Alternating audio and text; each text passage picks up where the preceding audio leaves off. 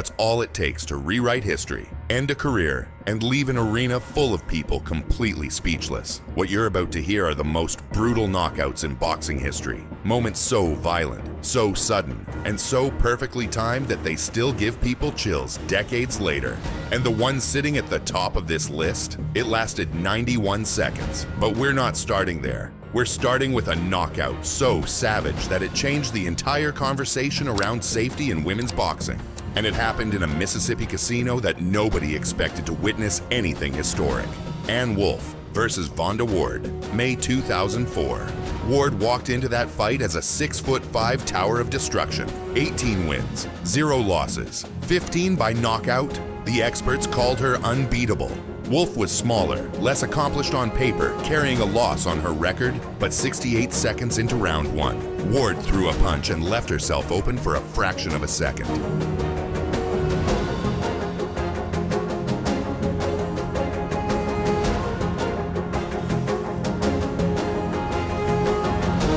Wolfe countered with a right hand that came from another dimension. Ward didn't fall like a normal boxer falls. Her body went completely rigid. Her eyes rolled back and she collapsed backward like a building being demolished. Her head bounced off the canvas with a sound that silenced the entire casino.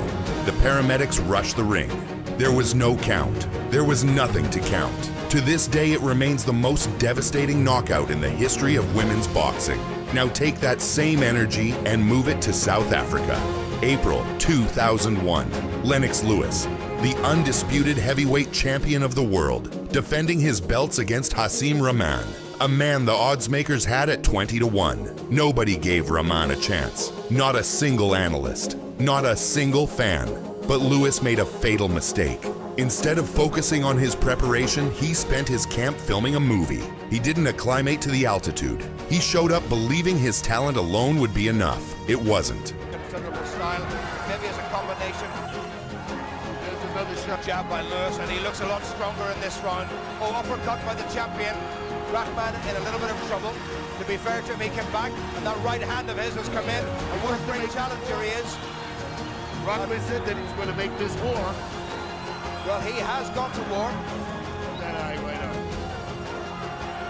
That's about the fact that Lewis hasn't been here for that long, but he's his own left eye. Good combination.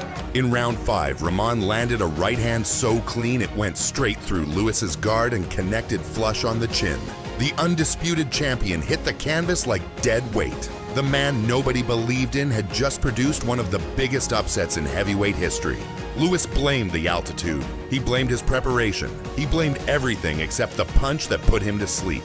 But if you want to talk about a knockout that genuinely broke something permanent inside a fighter, you have to talk about Antonio Tarver and Roy Jones Jr. May 2004. Jones was considered the best pound-for-pound boxer on the planet. He had done things in the ring that seemed physically impossible.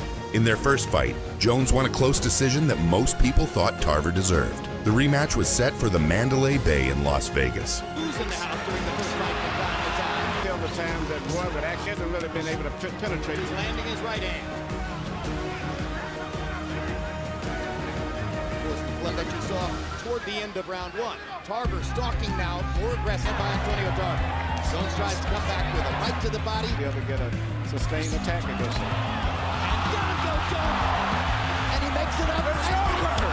He stops the fight. The best pound-for-pound fighter alive went stiff and crashed face-first into the canvas. He never fought the same again. That single punch divided his career into before and after, and the after was never close to what came before. Now here's where the list takes a turn from brutal to outright cinematic. Sergio Martinez versus Paul Williams. November 2010. Martinez had already fought Williams once, and most of the boxing world agreed he won.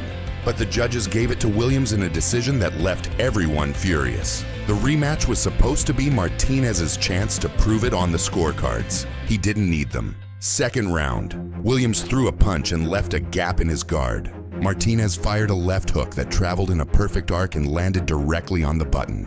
Williams didn't fall. He shut off. His body went rigid and collapsed backward like a statue being toppled. He was unconscious before he hit the canvas. The paramedics rushed the ring while the entire arena sat in stunned silence. It was named Knockout of the Year and is still considered one of the most visually terrifying finishes ever recorded. But none of those compare to what happened in December 1994, when Jorge Castro proved that Rocky Balboa has nothing on real life. Castro was defending his middleweight title against John David Jackson, and he was getting destroyed. We were talking to him yesterday. That's what he likes. Yeah, Castro had mentioned that he wanted to force the fight. Pretty good. If you notice, right under Jackson's left, One off under his eye would be such in a dangerous place. Yeah. Another couple of years, Castro cannot fight backwards, but it's going to be difficult. Told us he watched the tape of Castro Norris. This is the type of fight that Castro. Jackson said, "I'll stop him. I'm not worried about his power." And there's the power. He missed with that. Comes to the top of his head. Now look. Scheduled for 12 for the WBA middleweight championship. Here goes Castro again. I said you can't keep a pace up like this. And there he goes himself now. And Castro threw a left hook powered by nothing but pure desperation and the heart of a man who refused to quit. It landed flush on Jackson's exposed chin. Jackson froze for a split second, then collapsed like he'd been struck by lightning, completely unconscious. The arena erupted into absolute chaos. The man who had no business still being in the fight had just produced one of the most impossible knockouts in the sport's history. And then there's the one that sits at the very top. June 1988, Atlantic City. Mike Tyson versus Michael Spinks. Two undefeated champions, record-breaking purses.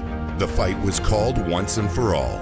Everyone expected an epic war lasting at least 6 or 7 rounds. It lasted 91 seconds. Tyson came out like a caged animal, threw a body shot followed by a right hand, and Spinks hit the floor for the first time in his professional career. He got up on shaking legs. Tyson smelled blood and launched another hook that sent Spinks down a second time. The referee looked into his eyes, saw nothing behind them, and stopped the fight. 91 seconds. Some fans were still finding their seats when it ended. They paid thousands of dollars for tickets, and the main event lasted shorter than the national anthem. Spinks never fought again.